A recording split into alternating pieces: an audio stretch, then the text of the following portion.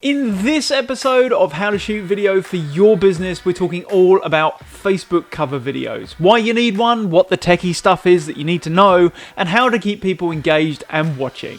Roll the bumper!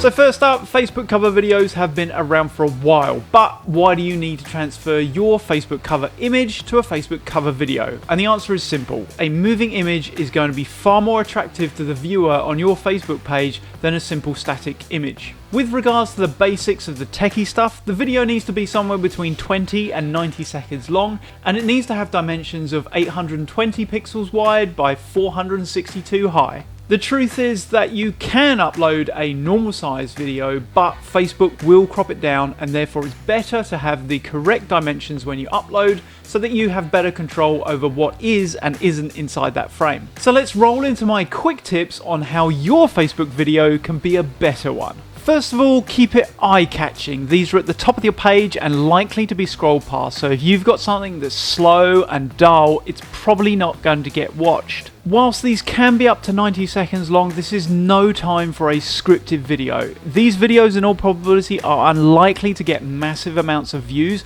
all the way through, so a low watch time. So to keep people engaged, you need to make sure that it's a fast-paced, moving piece of video so that it catches the viewer's attention. And whilst you can upload with audio, it's unlikely that this is going to be heard. The only time this video is typically heard with audio is should the viewer click on it.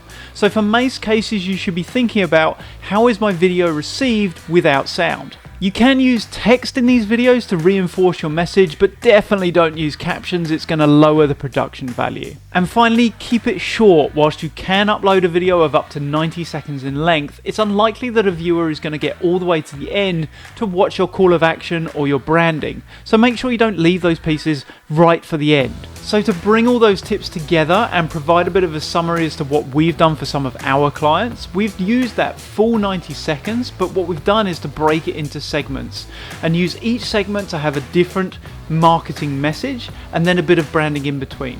So we look at doing a small section, say 10 to 15 seconds of a specific message followed by a piece of branding, and then another specific message and a piece of branding, and repeat that until we've filled that entire 90 seconds. As I say, it's unlikely that people will get through the full 90 seconds, so we make sure that the more important messages are up front, but we're constantly rotating through, and so we're putting that real estate to really good use.